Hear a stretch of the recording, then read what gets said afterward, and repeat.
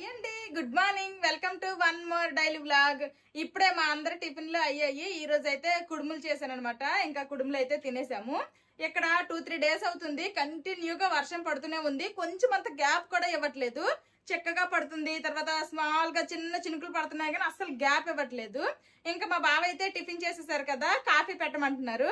ఇంకా ఈ వెదర్ కి నాకు కూడా కొంచెం డిమ్ గా ఉన్నట్టు అనిపిస్తుంది. నేను కూడా ఈ రోజు ఒక కప్పు కాఫీ అయితే తాగాలనుకుంటున్నాను. ఈ రోజు మా పిల్లలకి హాలిడే అనమాట. వాళ్ళు కూడా ఇంట్లోనే ఉన్నారు, ఆడుకుంటున్నారు. నాకైతే టీ కాఫీలు అలవాట్లేవు, చాలా రేర్ గా తాగుతాను. ఈ రోజు ఎందుకో తాగాలనిపించింది.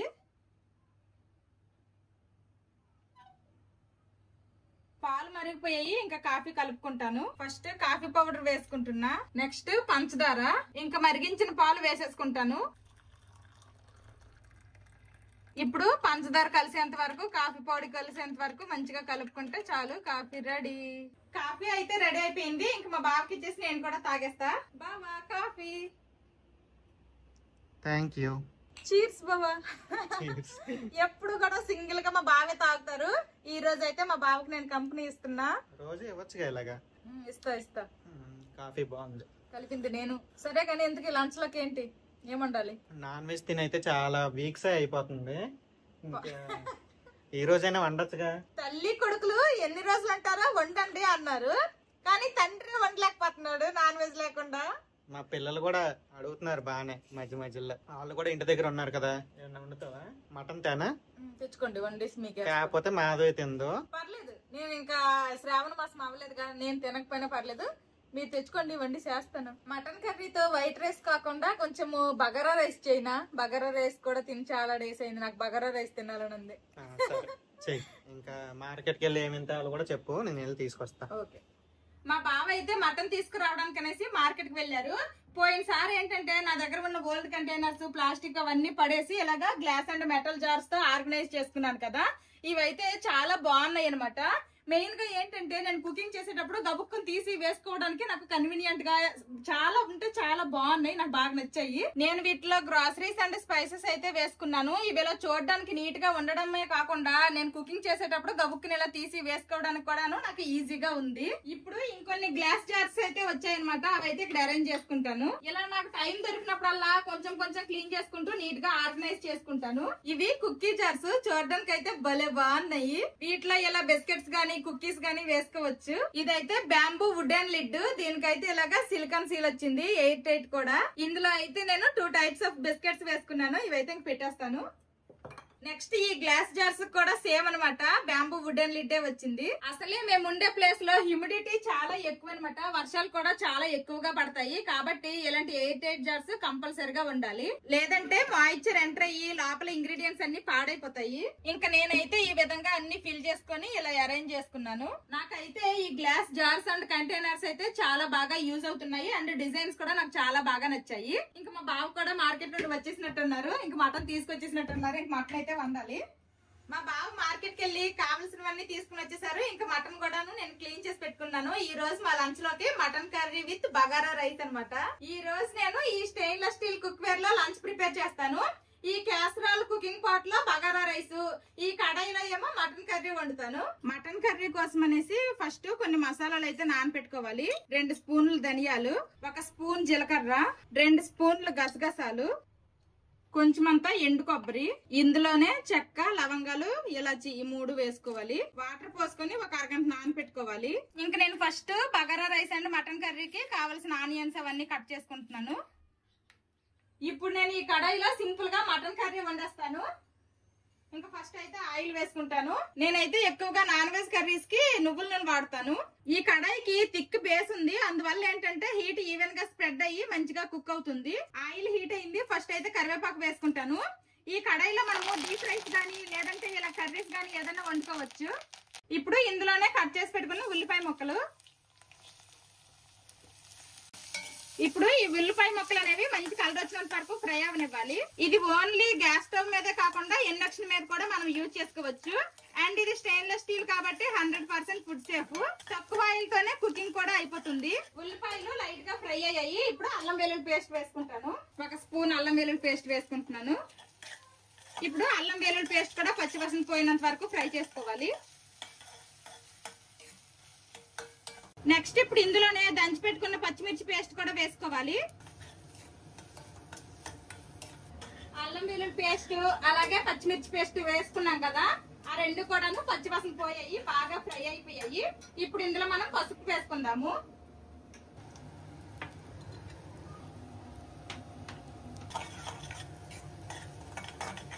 ఇంకెలా బాగా ఫ్రై అయ్యాయి కదా, ఇలా ఫ్రై అయితే సరిపోతుంది. ఇప్పుడు నేను క్లీన్ చేసి పెట్టుకున్న మటన్ వేసుకుంటాను. నేనైతే మటన్ తిన్ను, చిన్నప్పటి నుంచి నాకు అసలు అలవాటు లేదనమాట. అందుకోసమనే తక్కువ ఒక 1/2 కేజీ తీసుకుని వచ్చారు మా బావ. అదే నేను తినుంటేనా ఈ పాటికి 1 కేజీ తెచ్చేవాళ్ళు. ఇంక ఇప్పుడు మటన్ వేసిన తర్వాత హై ఫ్లేమ్ లో పెట్టుకుని ఒక 10 మినిట్స్ వరకు ఈ మటన్ ని బాగా ఫ్రై అవనివ్వాలి.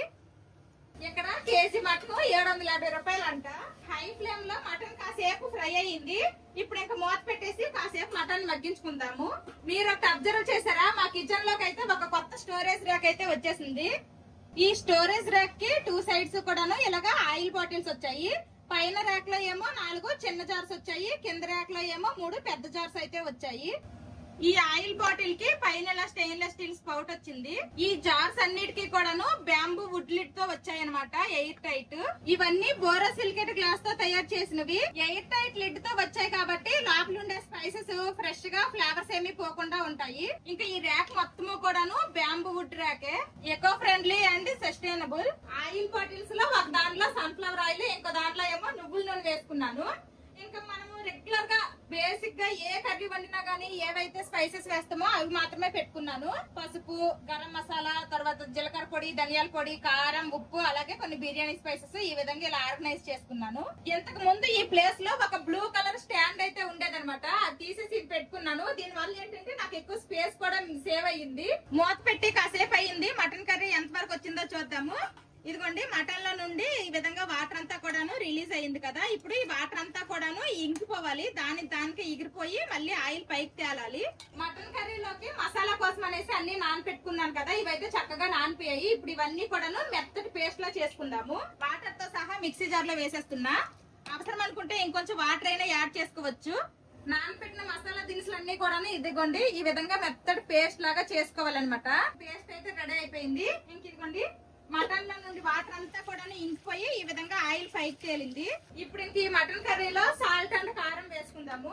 ఫస్ట్ అయితే సాల్ట్ వేస్తున్నాను. నేను తినను కాబట్టి కొంచెం తగ్గించే వేస్తున్నాను. మళ్ళీ ఎక్కువైపోయింది అనుకోండి, నేను తినను, అందుకోసమనేనా మా కోసమే ఇలాగ ఉప్పు కసం చేశాను అంటారు మా బావ. ఇప్పుడు కారం వేసుకుంటున్నాను.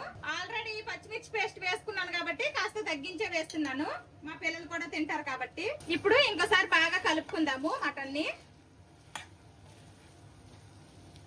ఇప్పుడు నేను వండుతున్నాను కదా గరిటె, ఈ గరిటె చూసారా భలే డిఫరెంట్ గా ఉంది. ఈ గరిటె అలాగే ఈ గరిటె ఈ రెండు ఒక సెట్ అన్నమాట, ఫెదర్ లాగా వచ్చాయి.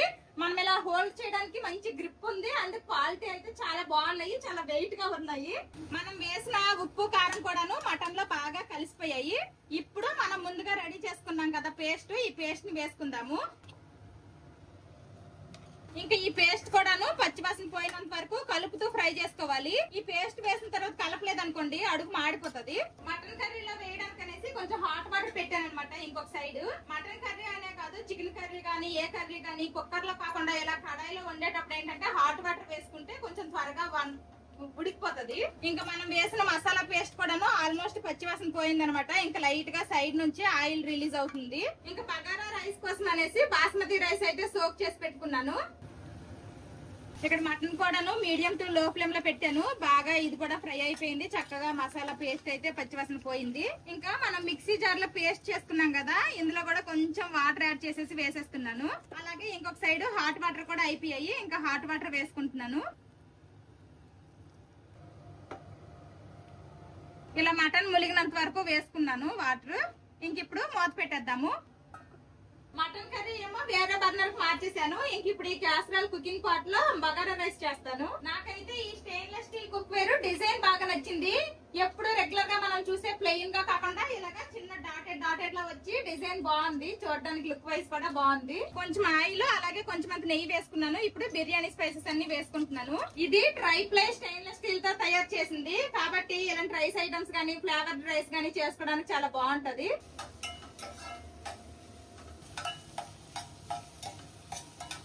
ఇవి స్టెయిన్లెస్ స్టీల్ కాబట్టి స్క్రాచ్ అండ్ రస్ట్ రెసిస్టెంట్ కాబట్టి లైఫ్ లాంగ్ ఉంటాయి. బిర్యానీలు గానీ, పలావులు గానీ, లేదంటే ఏదైనా ఫ్లేవర్డ్ రైస్ గానీ చేసేటప్పుడు ఈ బిర్యానీ స్పైసెస్ అనేవి ఫ్రై చేసేటప్పుడు ఒక మంచి అరోమా వస్తుంది కదా. అది మీలో ఎంత మందికి ఇష్టమో కామెంట్ చేయండి. నాకైతే భలే ఇష్టం. ఇంకా ఉల్లిపాయలు అయితే లైట్ గా ఫ్రై అయ్యాయి. ఇప్పుడు ఇందులోనే అల్లం వెల్లుల్లి పేస్ట్ వేసుకుంటున్నాను.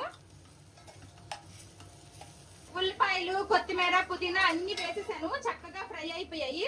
ఇప్పుడు మనం ముందుగా నానబెట్టుకున్న బాస్మతి రైస్ ని వేసుకుంటున్నాను.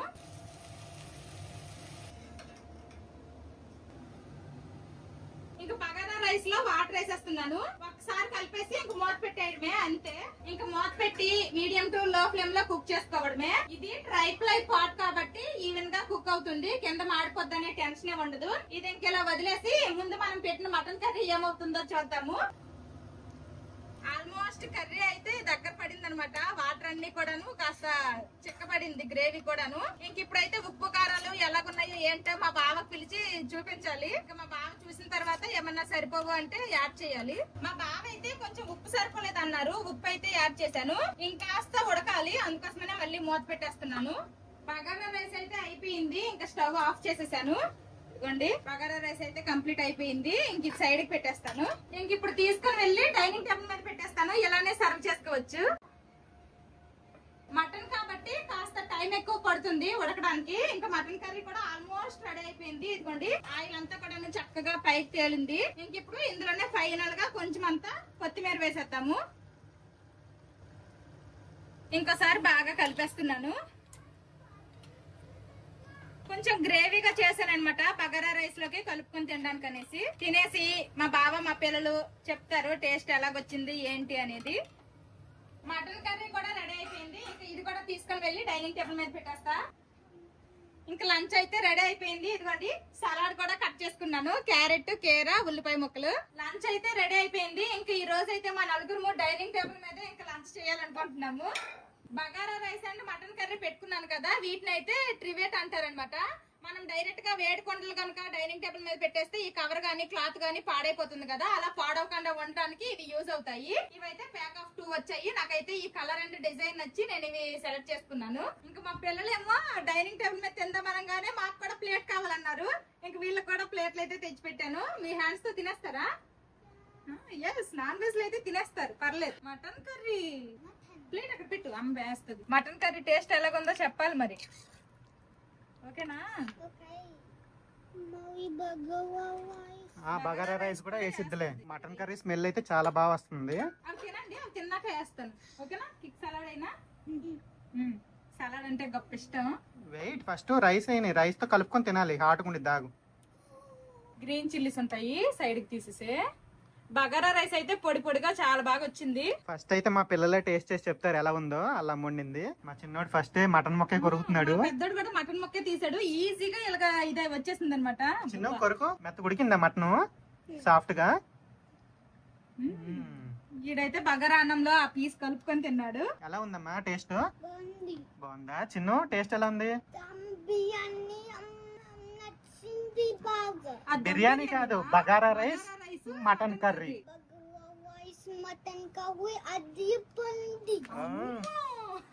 ఇలా రోజు తినేస్తే నాకు కూడా పంతి ఏలికైపోతుంది. వీళ్ళకైతే ఇద్దరికి తినిపించడానికి నాకు ఒక 1/2 అవర్ to 45 minutes టైం పట్టిద్ది. తినిపించడం ఒకటే గానీ తినేస్తారు మా పిల్లలు అయితే. ఫుడ్డీసే, వాళ్ళ అమ్మలాగా మా నాలాగా. మేమిద్దరం కూడా మంచి ఫుడ్డీసే, అందుకనే మా పిల్లలు కూడా ఫుడ్డీసే అనమాట. మంచిగా అన్ని తింటారు. మటన్ కూడాను కడాయిలో బాగా ఉడికిపోయింది. అవును, ఈ బోన్ నుంచి మీట్ అయితే వచ్చేస్తుంది. చిన్ను ఆ గొట్టాన్ని అని లోపలికి పీల్చాలి. జ్యూస్ వచ్చిందా? అలాగా ఇంకా స్పీడ్ పీల్చాలి. ఇంకా అన్నం చెప్పడం మర్చిపోయాను. ఈ మధ్యలో 2 గ్లాసులు ఖాళీగా ఉన్నాయి ఏంటి అనుకుంటున్నారా? ఫిల్ చేస్తాను. ఇంకా మా ఫ్రిడ్జ్ లో అయితే కూల్ డ్రింక్ ఉంది. ఇంకా ఈ కూల్ డ్రింక్ తో ఫిల్ చేస్తా. నాకైతే మెయిన్ గా ఈ డిజైన్ అయితే చాలా అంటే చాలా బాగా నచ్చింది.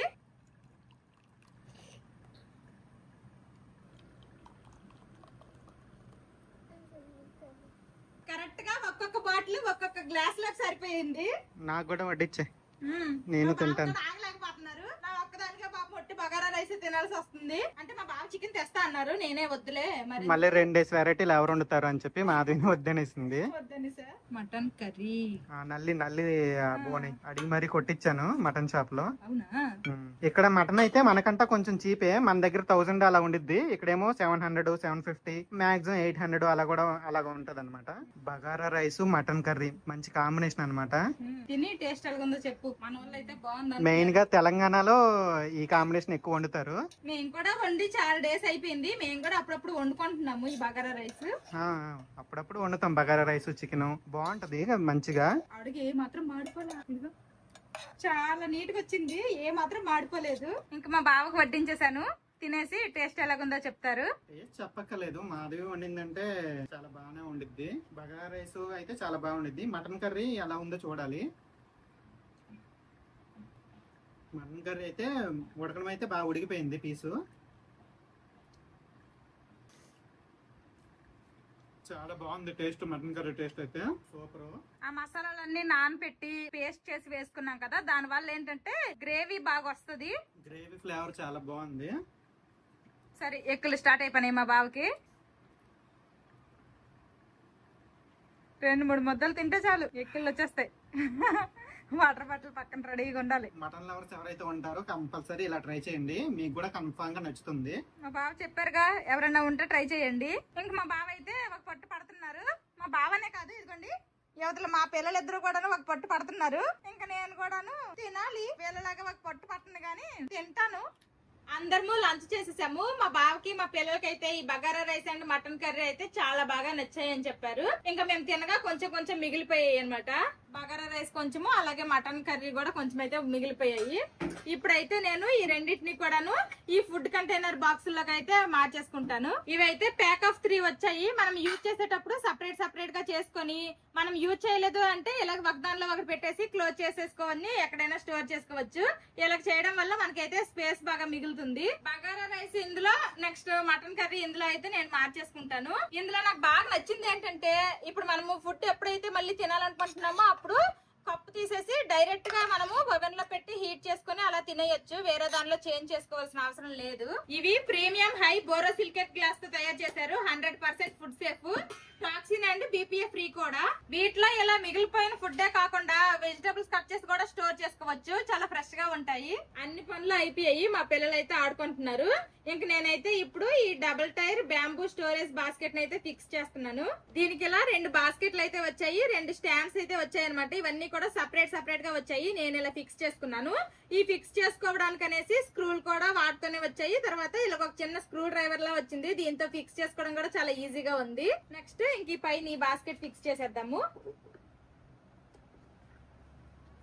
ఇలా స్క్రూలన్నీ కరెక్ట్ గా హోల్స్ లో పెట్టేసిన తర్వాత ఇంక ఈ చిన్నది ఇచ్చారు కదా, దీంతో టైట్ చేసుకోవడమే, చాలా ఈజీగా ఉంది.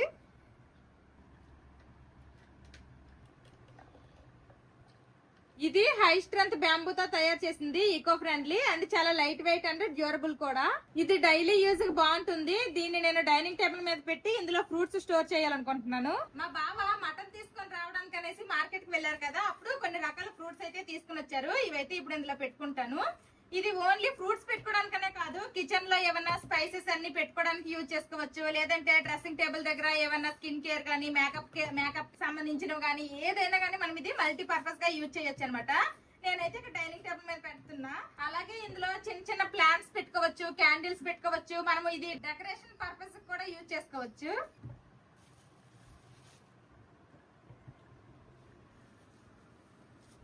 నేనైతే ఇలా పెట్టుకున్నాను, పర్లేదు, చాలా ఎక్కువ ఫ్రూట్స్ పట్టాయి, ఇంకా కొంచెం ఫ్రూట్స్ పడతాయి కూడాను.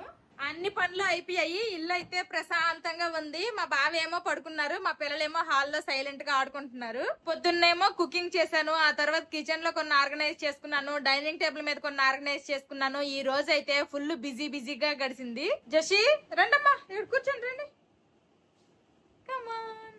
నేను కుకింగ్ కి యూజ్ చేసిన stainless steel cookware, kitchen rack, next fruits organise చేసుకున్నాను కదా, బ్యాంబూ స్టోరేజ్ బాస్కెట్, ఈ వీటితో పాటు ఈ రోజు వీడియోలో చూపించిన ప్రొడక్ట్స్ అన్ని కూడాను మాక్సిమం నెక్స్ట్ డే వాళ్ళవే. వీటి లింక్స్ అన్ని డిస్క్రిప్షన్ లో ఇస్తాను, ఒకసారి చెక్ చేయండి. ఈ రోజు నేను చూపించిన ప్రొడక్ట్స్ అన్ని కూడాను అందరికి యూజ్ అయ్యేవే, అలాగే అందరూ యూజ్ చేసేవే.